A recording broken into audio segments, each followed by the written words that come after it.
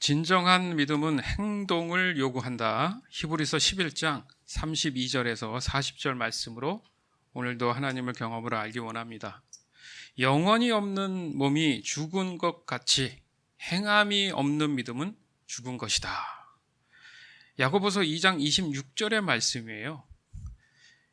여러분에게 만약에 믿음의 갈등의 그 순간이 왔다면 여러분이 하는 행동이 바로 여러분의 믿음을 말하게 된다는 거죠.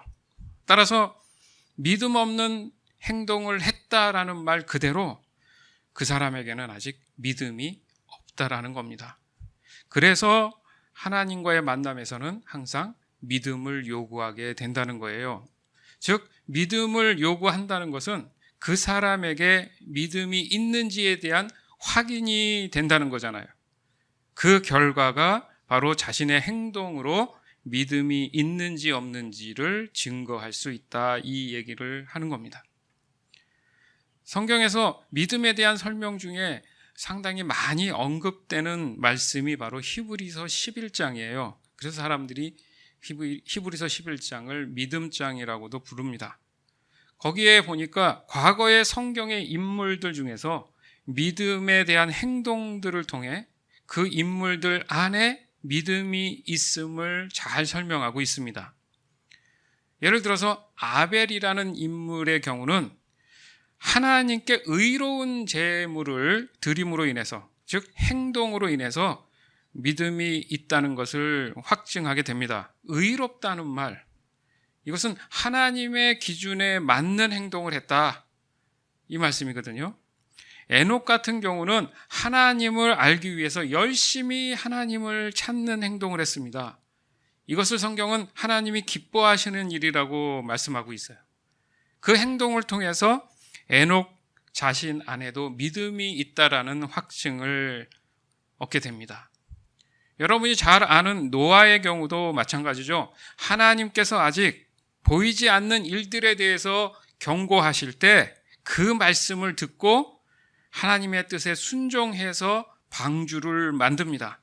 그 일들을 감당한 그 행동으로 인해서 믿음이 있음을 확증했죠. 아브라함도 마찬가지죠. 아버지가 죽고 갈 바를 모를 때에 오직 하나님의 뜻을 따른 사람이에요.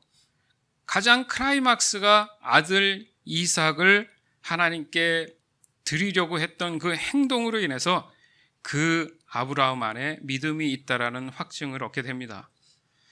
또 모세의 경우도 마찬가지죠. 하나님의 백성들과 함께 고난을 받을 것을 선택하지 않습니까? 그리고 그렇게 행동을 하죠. 그 믿음이 바로 모세 안에도 있었다라는 것을 확증합니다. 결국 믿음과 행동, 이것은 순종으로 인한 신실한 일상을 만들어낸다는 얘기예요. 순종으로 인한 신실한 일상. 그리고 오늘 본문에서도 믿음을 행함으로 보여준 인물들 몇 사람을 더 소개하고 있어요. 여기서 중요한 게 뭐냐면 그들의 행동이 하나님의 살아계심을 인정하고 받아들였다는 점입니다. 그 결과 어떠한 경우든지 자신 눈앞에 펼쳐진 문제들, 상황들, 이런 요소들이 주어졌을 때 그들에게는 담대한 행동이 보여졌다는 거예요. 그렇지 않습니까? 사람들이 얘기할 때, 와, 저 사람 자신감이 넘치네. 야, 왜 이렇게 당당하지? 믿는 구석이 있나? 이런 말 하지 않습니까? 그렇지 않고서는 저렇게 담대할 수가 없는데, 뭐예요? 결국 주체가 뭡니까? 뭔가 믿을 수 있는 것, 즉 행동할 수 있도록 담대함을 줄 수 있는 것이 믿음이라는 겁니다. 자신이 없다는 것은 믿음이 없다는 얘기잖아요. 그죠? 그것에 대한 불확실하다는 얘기니까. 그러니까 여기서도 중요한 것은 그 담대함을 가질 만큼의 믿음을 위한 그 믿음의 대상이 확실해야 된다는 얘기잖아요. 맞죠? 믿을 만한 대상이 확실해야 내가 그것을 믿고 행동으로도 옮길 거 아닙니까? 그 어느 정도냐면은 성경의 이 인물들을 보니까 자신의 목숨까지도 드릴 수 있는 확신을 가지고 있었다. 히브리서 11장 32절에서 34절. 내가 무슨 말을 더하겠습니까? 기드온, 바락, 삼손, 입다, 다윗, 사무엘, 그리고 예언자들의 일을 말하려면 시간이 모자랄 것입니다. 그들은 믿음으로 나라들을 정복하고 정의를 실천하고 약속된 것을 받고 사자의 입을 막고 불의 위력을 꺾고 칼날을 피하고 약한 데서 강해지고 전쟁에서 용맹을 떨치고 외국 군대를 물리쳤습니다. 자, 보세요. 여러 가지 일들이 있는데 그 일들이 가능하게 했다라는 의미에서 단 한 번 언급을 지금 한 게 뭐냐면 믿음으로. 무슨 말이냐면 믿음으로 동시에 행동으로. 즉 하나님이 하실 것을 확신했다는 얘기예요. 그러니까 모든 책임은 하나님께서 감당하신다. 이것을 믿기 때문에 내가 갈 수 있는 거지. 내가 책임질 거면은 불확실하면 감당하게 되겠습니까? 그래서 믿음은 그들이 만난 하나님이 되는 거예요. 아멘. 다시 말해서 그들은 하나님으로 인해서 나라들을 정복할 수 있었다. 기타 등등 수많은 한계를 뛰어넘는 일들을 할 수 있었다. 믿음으로 하나님으로 인해서 가능했다. 단 하나 그러면 우리 자신이 할 수 있는 한계는 무엇인가? 바로 순종한다는 공통점이 있는 거예요. 순종한다는 건 뭡니까? 내가 주체가 아니잖아요. 그것을 따른다는 의미예요. 믿고 행동으로 그것이 나타난다는 얘기입니다. 이렇게 할 수 없는 그 일들을 이루어져 나가는 것을 봤을 때 믿음은 곧 하나님이시기 때문에 내가 하나님께 보여드릴 수 있는 행동은 바로 하나님이 하실 일들에 대한 반응이었다는 겁니다. 즉 하나님이 하실 그 일들을 나타내기 위해서 불가능한 곳까지 내가 스스로 걸어가야 된다는 그 행동이 있어야 된다는 얘기예요. 이것을 행함이 있는 믿음이라고 표현을 하고 있는 겁니다.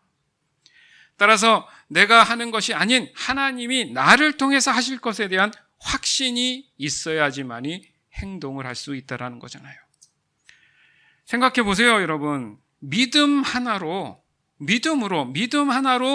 나라 하나가 아니라 나라들을 정복하는 일, 정의를 실천하는 일, 약속된 것을 받는 일, 그 사자의 입을 막는 일, 불의 그 위력을 꺾는 일, 칼을 피하는 일, 약한 데서 강해지는 일, 전쟁에서 용맹을 떨치는 일들을 과연 감당한다는 것이 이해가 됩니까? 뭘로? 단 하나의 믿음으로. 예를 들어서 나라들을 정복한다. 저 믿음 있습니다 하고 쳐들어갑시다 해서 됩니까 그게? 뭔가 좀 우월하고 월등한 강력한 무기를 가지고 무력으로 인해서 나라들을 정복했습니다 라고 하면 어느 정도 이해가 되겠죠. 그러나요? 중요한 게 뭡니까? 하나님은 인간의 방법을 단 한 번도 사용하신 적이 없다라는 거예요. 하나님은요, 사람들이 생각할 때 참 어리석다. 저게 말도 안 되는 저런 방법으로 라고 생각한단 말이죠. 바보 같은 방법으로 되겠느냐? 그런데 하나님은 그 방법을 쓰십니다. 그래서 사람들의 입을 막으세요. 사람들의 마음과 생각을 막아버리십니다. 그래야지만이 사람들이 전지전능하신 살아계신 하나님이심을 인정하기 때문이에요. 아, 하나님이시니까 가능하구나. 이것을 보여주시기 위해서 우리를 통해서 하나님께서 하나님의 방법으로 세상에게 하나님의 살아계심을 나타낸다는 거죠. 바로 이것이 전지전능하심의 모든 것을 가능케 하신다는 의미를 우리에게 깨닫게 해주시는 거예요. 그것을 믿는 겁니다. 그래서 믿음 하나로도 충분한 그런 그 이상의 것을 하나님께서 우리에게 주신 거예요. 즉 하나님 한 분만으로도 모든 것이 충분하기 그 이상의 것을 우리에게 주신다는 거예요. 그것을 통해서 하나님 일을 이루시면서 우리 또한 그 일에 동참하게 된다는 얘기죠. 히브리서 11장 35절에서 38절. 여자들은 죽은 가족이 다시 살아나는 것을 보았습니다. 또 어떤 이들은 죽은 후에 더 나은 삶으로 부활할 것을 생각하면서 고문을 당하고 풀려나는 것을 거절하기도 하였습니다. 어떤 이들은 조롱을 받으며 매를 맞았습니다. 어떤 이들은 묶인 채로 감옥에 끌려갔습니다. 그들은 돌에 맞아 죽었고 몸이 반으로 잘리기도 하였으며 칼에 찔려 죽기도 하였습니다. 양과 염소 가족을 두르고 가난과 고난과 학대를 견뎌야 했습니다. 그들에게 세상은 아무런 가치가 없었습니다. 그들은 광야와 산과 동굴과 땅굴에서 살았습니다. 생각해 보세요, 여러분.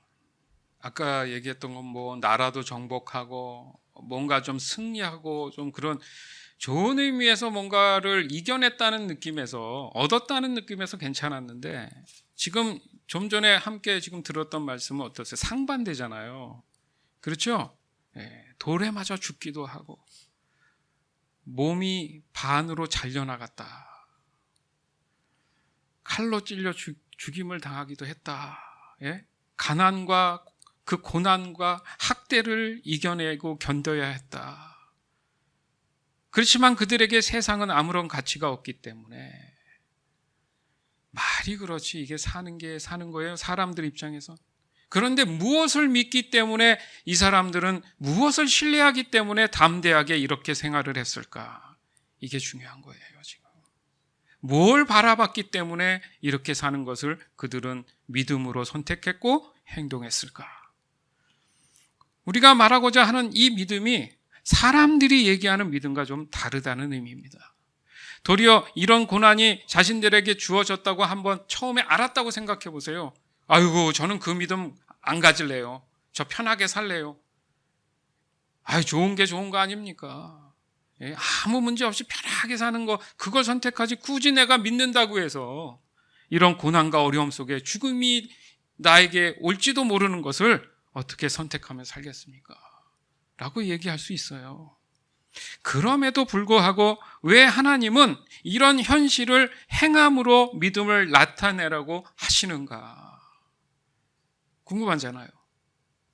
믿음이 곧 하나님이신데 하나님을 나타내시기 위한 유일한 방법이라고 하시는데 그거에 따르는 그리스도인들에게는 왜 세상 사람들이 봤을 때는 어렵고 힘든 그 길을 가라고 하는 것일까? 로마서 1장 16절에서 17절. 나는 복음을 부끄러워하지 않습니다. 이 복음은 유대 사람을 비롯하여 그리스 사람에게 이르기까지 모든 믿는 사람을 구원하는 하나님의 능력입니다. 하나님의 의가 복음 속에 나타납니다. 이 일은 오로지 믿음에 근거하여 일어납니다. 이것은 성경에 기록한 바 의인은 믿음으로 살 것이다 한 것과 같습니다. 아멘. 좀 설명이 됩니까? 여기 보니까 모든 믿는 사람을 구원하는 하나님의 능력이다. 그리고 이 일은 오로지 믿음에 근거하여 일어난다.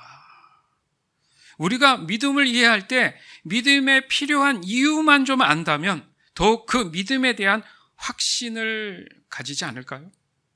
그렇죠. 동기부여죠. 왜 내가 믿어야 되는가? 즉 하나님이 일하시는 것을 어떻게 내가 확증할 수 있는가? 하나님이 대신 해준다 하시니까 뭐 제가 못할 이유가 없잖아요. 그러면 하나님에 대한 믿음이 분명히 나한테 있어야지만이 행동으로 내가 어떤 것이든 하지 않을까. 결국 하나님이 원하시는 뜻은 나 자신뿐만 아니라 모두가 진정한 사람다운 삶을 살아가기 위한 사랑의 실천이라는 그 일에 대한 깨달음이 여기에 있구나. 이거예요. 우리가 궁극적으로 추구하는 게 뭡니까? 아무 문제 없이 서로 사랑하며 사는 거 아니에요? 맞죠?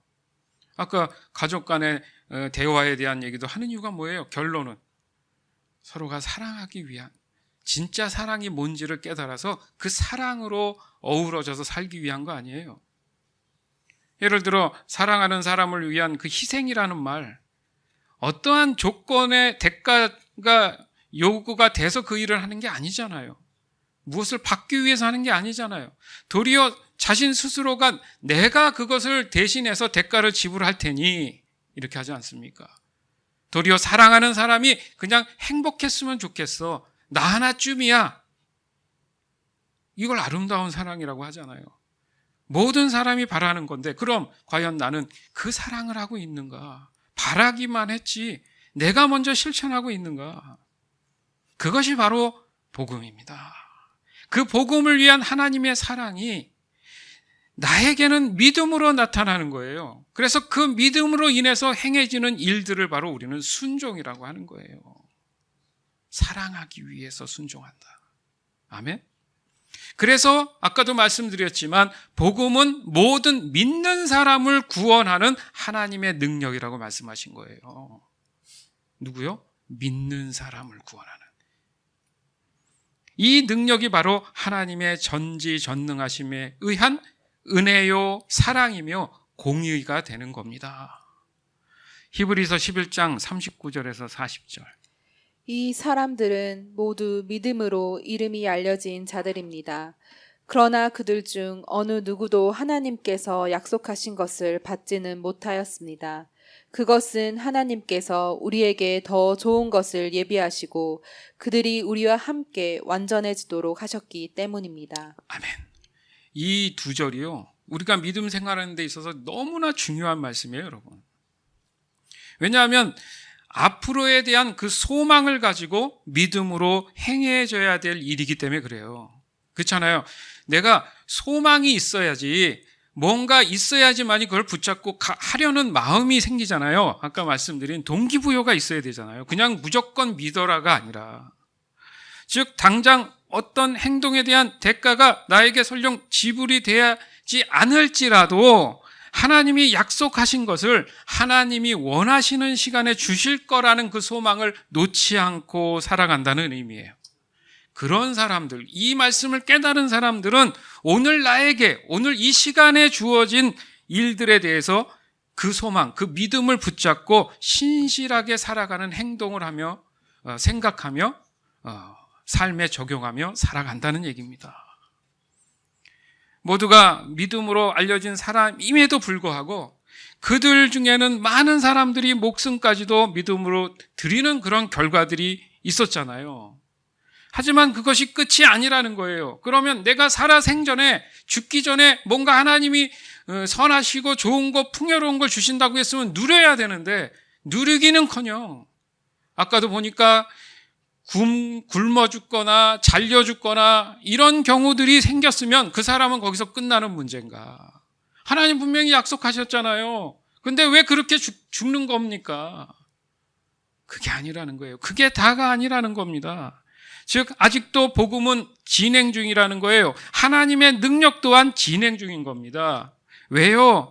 우리의 믿음도 지금 진행 중이기 때문에 그것은 바로 하나님께서 우리에게 더 좋은 것을 예비하시고 그들이 우리와 함께 완전해지도록 하시기 때문이라는 거죠. 믿으시기 바라요. 따라서 구원의 완성은 예수님이 이 땅 가운데 재림하시는 순간이 될 겁니다. 그러나 우리의 믿음은 언제나 그날을 위해 신실해야 될 줄 믿습니다.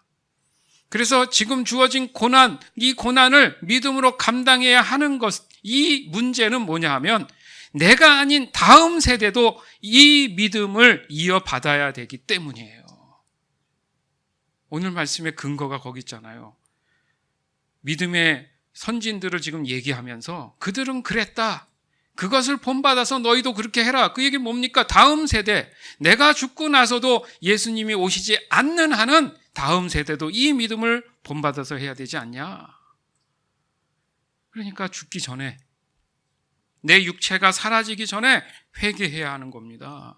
속히 실천해야 되는 거예요. 행해야 되는 겁니다. 죽고 나면 후회해도 늦는다는 얘기를 하는 거예요. 언젠가 다음 세대에 나의 이름이 이 성경의 말씀처럼 그분은 믿음의 사람이었어라고 기억되면서 그들도 그 믿음을 본받아 행한다고 한번 생각해 보십시오. 그래서 믿음 있는 삶의 행동을 하고 산다고 생각해 보십시오. 얼마나 기쁜 일입니까? 이것이 바로 하나님이 나를 부르신 이유며 목적인 거예요. 따라서 진정한 믿음은 행동을 요구하게 된다는 겁니다. 다시 말해서 내 안에 믿음이 있다면 그에 맞는 행동을 하며 실천하며 살아가게 된다는 거죠. 또한 진정한 믿음은 하나님이 주시는 소망을 품고 지금 현재의 환경을 극복해 나가는 거예요. 따라서 믿음은 소망이라는 뜻이 됩니다. 그렇기 때문에 행동으로 견뎌낼 수 있게 된다는 거예요. 사랑하는 여러분, 행함이 없는 믿음은 죽은 것입니다. 마치 영혼이 없는 몸이 죽은 것처럼 말입니다. 즉, 진짜 믿음은 행함을 통해 표현이 된다는 거죠. 그래서 하나님은 믿음의 사람들을 위해서 월등히 좋은 것을 예비하고 계신다고 말씀하신 거예요. 또한 충성스럽게 살되 결코 좌절하는 일이 없도록 하라고 말씀하고 계세요. 따라서 이 모든 행함이 있는 믿음은 하늘의 상급이 큰 겁니다. 이번 한 주간도 오늘 말씀을 믿음으로 반복해서 묵상하시길 바라요. 내 스스로의 깨달음이 아닌 오직 성령님이 주시는 지혜를 따라 깨달을 수 있는 내용입니다. 특히 믿음의 문제는요, 나의 삶에서 나타나는 나의 신앙의 상태를 보여주기 때문에 너무나 중요한 거예요. 그래서 이 중요한 깨달음을 통해서 진정한 믿음이 나의 삶의 행동으로 나타나는 저와 여러분이 되기를 이 시간 주 예수 그리스도의 이름으로 간절히 축원합니다.